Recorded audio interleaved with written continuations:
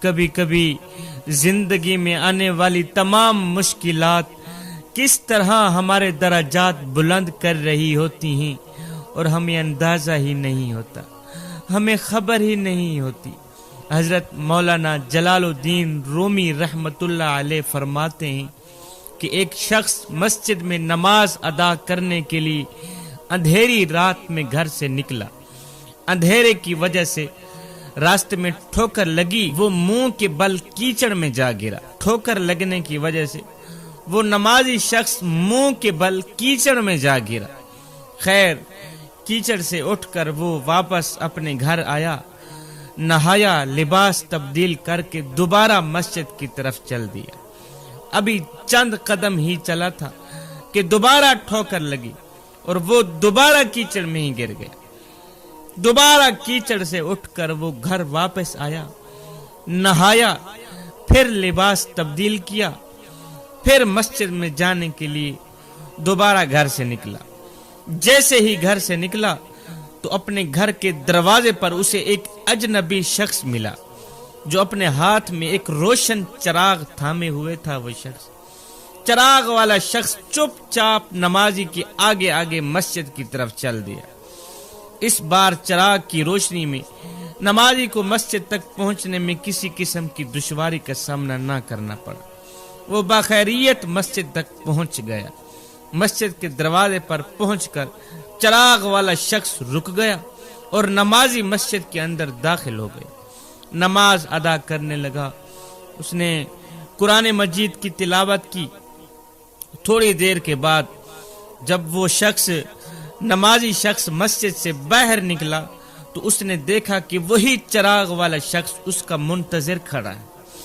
وہی اجنبی شخص جس کے ہاتھ میں چراغ تھا، جس کی مدد سے وہ مسجد تک آیا تھا، وہی چراغ والا شخص اس نمازی کا منتظر کھڑا ہے تاکہ اسے دوبارہ چراغ کی روشنی میں گھر تک بخیریت چھوڑ آئے۔ اب چراغ والا آگے ہے، نمازی پیچھے پیچھے گھر کی طرف جا رہا۔ جب نمازی اپنے گھر کے دروازے تک پہنچا تو اس اجنبی شخص سے پوچھا کہ صاحب آپ کون ہیں؟ میں آپ کا مشکور ہوں کہ آپ نے چراغ سے مجھے مسجد تک لے جانے میں میری مدد کی۔ جاتے جاتے اپنا نام تو بتا کے جا۔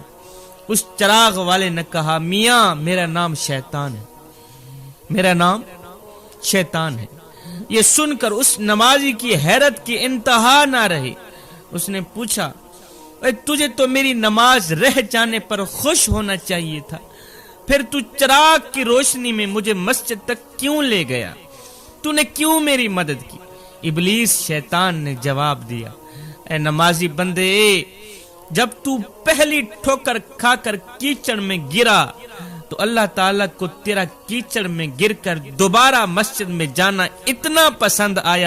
اتنا پسند آیا کہ اللہ نے تیری عمر بھر کے گناہوں کو معاف فرما دیا۔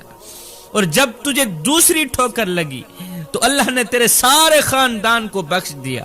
اب اگر تو تیسری ٹھوکر کھا کر گرتا تو اللہ تعالیٰ تیرے سارے گاؤں والوں کی مغفرت فرما دیتا، اس لیے مجھے چراغ لے کے آنا پڑا کہ تو بغیر گرے ہی مسجد تک پہنچ جا،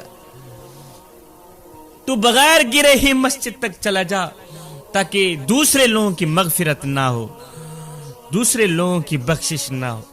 ان الشیطان للانسان عدو مبین۔ اللہ اکبر۔ شیطان انسان کا کھلا دشمن، شیطان انسان کا کھلا دشمن۔